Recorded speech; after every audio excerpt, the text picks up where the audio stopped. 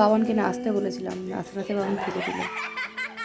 Hello guys, welcome back to my channel dear daily blogs. চলে এসেছি video second part নিয়ে, যেখানে আমরা সকালবেলা বেরিয়ে পড়েছিলাম কোথায় যাওয়ার জন্য, হ্যাঁ মোহনায় যাওয়ার জন্য আর তাজপুর যাওয়ার জন্য। আর আমরা মোহনায় চলে এসেছি।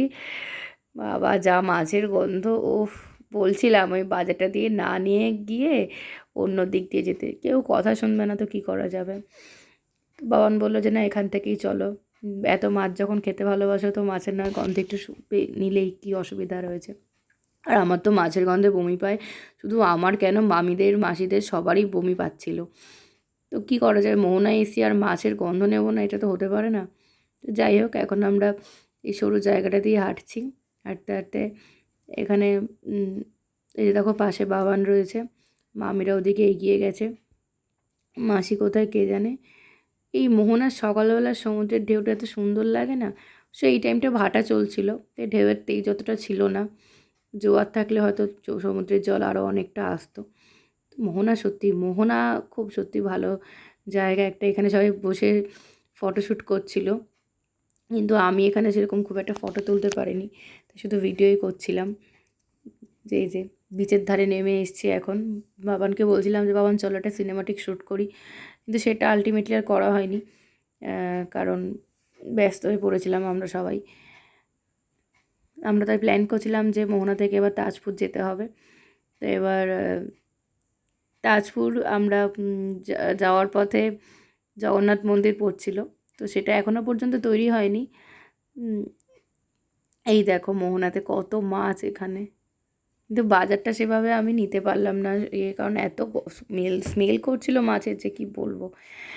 তাও এখানে কয়েকটা দেখো মাছ আছে। এখানে একজন বলছিল একটা ব্যাং মাছ, মানে আমার তো নামটা শুনি হাসি পেয়ে গেছে। তালসারি থেকে ঘুরে চলে এসে দুপুরে লাঞ্চ করা হয়ে গেছে।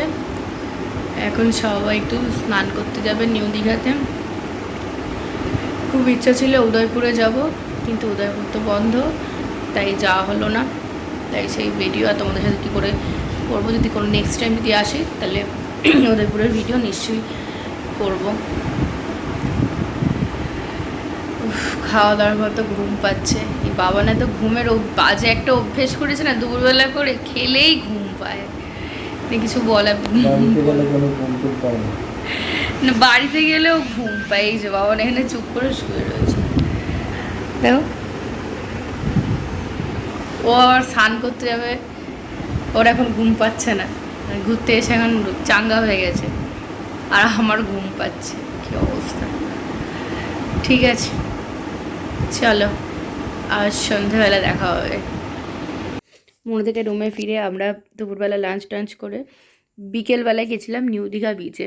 ভেবেছিলাম আমরা সবাই স্নান করব, কিন্তু তখন জোয়ার চলছিল, তো আর কাউকে নামতে দেয়নি। এবার সমুদ্রে এসে স্নান না করলে একটু কীরকম লাগে না, তাই ভাবলাম যদি একটু স্নান করা যায়, কিন্তু কি করব, কপাল খারাপ। এবার স্নান তো করা হলো না। এবার দেখা যাক মন্দারমণিতে গিয়ে যদি স্নানটা করতে পারি।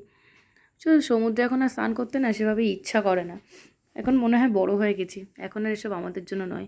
চলো রুমে যাও। এখন বাজে 5টা, আর আমরা একটু আগে নিউ দীঘা থেকে ফিরলাম, কিন্তু ব্যাড লাক যে জোয়ার ছিল বলে স্নান করতে পারলাম না।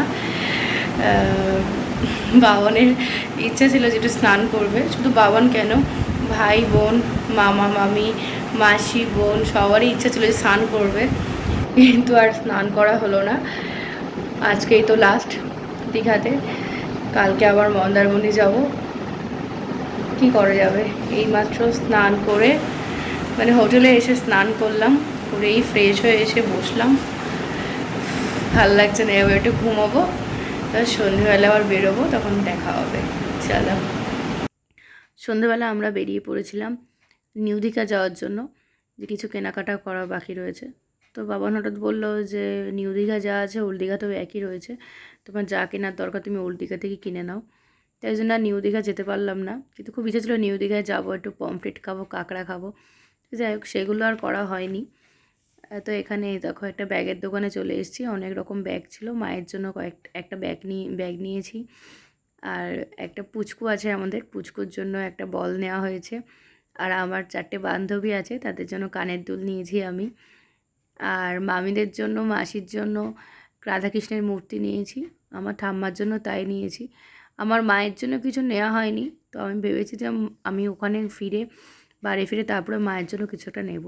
দেখো রাতের সমুদ্র কত ভাল লাগে, মানে সরি রাত না, এটা সন্ধেবেলা, মানে এত ভালো লাগছিলো। আর এমন কপাল খারাপ যে সন্ধেবেলা তখন এই টাইমটায় ভাটা চলছিল, মানে আমি যখন 4:30টার সময় এলাম তখন পুরো জোয়ার, আর এই টাইমটা তখন এখন 8:30 মতন বাজে, এখন পুরো ভাটা চলছে। মানে কি দুঃখ, স্নান তো করতে পারলাম না, একটু যে পা ভেজাবো সেটুকুর কোনো উপায় নেই। বাবানকে বলছিলাম যে চলো একটুখানি সমুদ্রে যাই, একটু পাটা ভেজাই। বাবান বলছে না, এখন এই রাত্রিবেলা করে আর যেতে হবে না। এই যে এই দোকান থেকে আমি মায়ের ব্যাগটা কিনেছিলাম, মা মানে আমার শাশুড়ি মায়ের কথা বলছি, ওই যে ওই ব্যাগটা বাবানের হাতে, ওইটা পছন্দ করেছিলাম। আর বাদ বাকি জিনিসগুলো কিনে নেব সঙ্গে সঙ্গে। আজকের মতো রুমে চলে এসেছি। আমরা রুমে চলে আসার পর একটু নাচানাচি করছিলাম, যে সবাই মিলে বক্স চালিয়ে ডিনারের পর, যেটা মানে ভীষণ ইচ্ছা করছে। বাবানকে দেখো, বাবান নাচ করছে। বাবানকে মনে হয় আমি এই নিয়ে 3-4 বার মনে নাচতে দেখলাম। বাবান একদম নাচতে পারে না, মানে ওই জন্য দেখলে না ফার্স্টে আমাকে নাচতে গিয়ে ফেলে দিল। মানে বাবান ওই নাচ করছে, দেখো নিজেও পড়ে গেছে নাচতে নাচতে, মানে কীরকম টাইপের ভাবো। বাবানের খুব পছন্দের গান জিন্দাবান্দা, ওই জন্য বাবার নাচছিল। আদারওয়াইজ অন্য কোনো গান হলে বাবার নাচতো না। যাই হোক, বাবাকে কত বলছিলাম বাবার রোম্যান্টিক সঙ্গে নাচ করলে কীরকম হয়। তো যাই হোক, রোম্যান্টিক সঙ্গে বাবানা নাচ করতে পারে না। ভাই মাঝে মধ্যে স্টেপ দেখিয়ে দিচ্ছিলো, কিন্তু বাবান একদম কোনো ইয়ে নেই। এদিকে ছোটো মামাকে দেখো পুরো রক হয়ে গেছে, পুরো রক্স যাকে বলে। আর এদিকে ছোটো বোন আমাদের ভিডিওটা করে দিচ্ছিল, তাই জন্য বেচারি নেই। কারণ আমাকে আর ভিউকে দেখো বেশ ভালোই মস্তি করছে আমরা দুজনে মিলে। বাবানকে বলছি একটু কাছে আছে, কিন্তু যেহেতু ছোটো মামা ছিল তো বাবান লজ্জা পাচ্ছিলো। এদিকে ভাইকে বলছি আয়, আর কতক্ষণ শুয়ে থাকবি, ল্যাদ খাবি, তুই আয় আমার সঙ্গে নাচ, তুই একটু কোম্পানি দে। এ দেখো মা আমার সঙ্গে নাচ শুরু করে দিচ্ছে, মানে রীতিমতো আমার মনে হচ্ছে যে মানে আমি কি অবস্থায় রয়েছি, মানে বাবানের সঙ্গে নাচ করার কথা কোথায়, আমি সেখানে ছোটো মামার সঙ্গে নাচ করছি সিরিয়াসলি। বাট আমি খুব এনজয় করেছি। এই যে ছোটো মামার এই ব্যাপারগুলো না খুব ভালো লাগে, বিশেষ করে আমার সাথে এতটা ফ্রি না। মানে বড়ো মামা পুরো গার্জেনের উপর ইয়ে করে, যে ছোটো মামা হচ্ছে ভীষণ ফ্রি। মানে আমার এই জন্য ছোটো মামাকে খুব ভালো লাগে, মানে আলাদা করে আর কোনো কিছু বলার নেই, যে প্রচণ্ড ছোটো মামা ফ্রি আমার সাথে। আর মামিরা তো কোনো কথা হবে না, ফ্রি, মানে ওদেরকে নিয়ে কোনো কিছু বলার নেই, ওরা প্রচণ্ড ফ্রি আমার সাথে, মানে প্রচণ্ডই আর কি বাড়ি। আর ভাই বোনকে নিয়ে তো নো কমেন্ট, কারণ এরকম ভাই বা মানে আমার দেওর হয় সম্পর্কে, কিন্তু দেওর বলবো না, আমার দেওর না, আমার ভাই, মানে এরকম ভাই মনে হয় কারোর হয় না। ও যতটা সাপোর্টিভ, ও যতটা ভালো, যে আমাকে যেভাবে সাপোর্ট করেছে, মানে রিলেশনের ফার্স্ট দিন ডে 1 থেকে যেভাবে আমাকে সাপোর্ট করে গেছে, তো আমাদের রিলেশনটা সাপোর্ট করে গেছে, মানে সত্যি এটা মনে হয় না অন্য কেউ হলে করতো, ভাই বললেই হয়তো সম্ভব হয়েছে। ওই জন্য হচ্ছে আমাদের লক্ষণ, বাবান সবসময় বলে আমাদের লক্ষণ। যাই হোক, ভাইকে ওই জন্য খুব প্রচণ্ড ভালোবাসি। আর বোনও ভীষণ ভালো, বোনকে নিয়ে আলাদা কোনো কথা হবে না। ছোটো বোনও খুব ভালো, কিন্তু যেহেতু অনেকটাই ছোটো, ওই জন্য অতটা সাপোর্টিভ না জানি না, যাই হোক তবে নিশ্চয়ই সাপোর্টিভ। আর পিউ তো সত্যিই সাপোর্টিভ, কারণ ডে 1 থেকে আমাদের পাশে ছিল।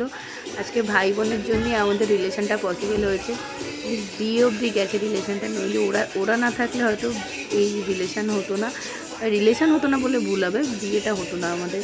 রিলেশন তো হয়ে গেছিলো, যাই হোক ভাই আর বোন ছিল বলে বিয়েটা সম্ভব হয়েছে। এই যে আমরা দুজনে নাচ গান করছি, মানে বাওয়াল, ফুল টু বাওয়াল করছি আমরা, মানে কিছু বলবো আর বলার মধ্যে কিছু খুঁজে পাচ্ছি না।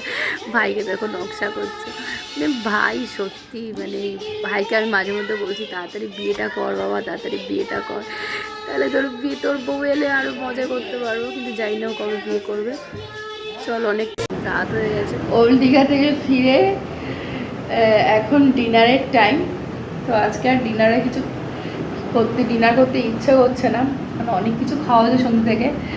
তো ভাবছি কি করব, মাঝ রাতে হয়তো খিদে পাবে, তো একটু চিপস খেয়ে নিয়েছি। আর বাবানকে বলেছিলাম একটু পমফ্রেট খাওয়াতে, তো সেরকম ভালো পমফ্রেট পাইনি, তো ওই জন্য আর পমফ্রেট খাওয়া হয়নি। কি করব, কিছু করার নেই। এখন ভাবছি যদি রাত্রিবেলা খিদে পায় তাহলে কি করব। যাই হোক, চিপস আছে, চিপস খেয়ে নেবো রাত্রিবেলা খিদে পেলে, আর তো কিছু করার নেই। আর জল, ওইটাই সম্বল, চিপস আর জল। এখন সবাই বলছে একটু আড্ডা মারবে রুমে এসে, ভাই আসবে একটু পরে, বোনরাও আসবে।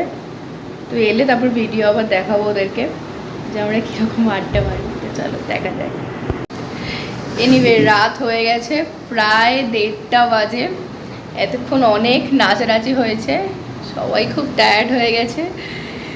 বাবানের তো ঘুম উড়ে গেছে, যে কিনা বাড়িতে রাত্রি 12টা বাজলে ঘুমিয়ে পড়ে, সে আজকে 1:30 অবধি জেগে রয়েছে। বাবান কিছু বলবি? কমেন্ট করবি? কোনো না, কোনো কমেন্ট করবে না। এতক্ষণ খুব মজা হলো বেশ, মানে অনেক দিন পর যে হয় না যে ফ্যামিলি সবাই একসাথে হলে যে মজাটা, সেটা বেশ অনুভব হলো। খুব ভাল লাগলো বেশ, যে ভাই বোন মামা সবাই মিলে নাচ। আর বাবান যা করলো, ওকে নাচতে বলা হয়েছে, ওটা নাচ না অন্য কিছু তোমরাই কমেন্ট করে জানিও। এখন বাবান বিছানা করছে আর আমি এইসব করছি। এই যে বাবান এখন বিছানা ঠিকঠাক করছে। ঠিক আছে চলো, গুড নাইট, অনেক রাত হয়ে গেছে, আর ভিডিওটা কন্টিনিউ করবো না। দেখা হবে পার্ট 3-তে। তো পার্ট 3 হয়তো খুব শিগগিরই আসবে, কবে আসবে বলতে পারছি না, তো বাট শিগগিরই আসবে। তো চলো আজকের মতন ভিডিও এইটুকুই, দেখা হবে নেক্সট ভিডিওতে। Tata guys, love you.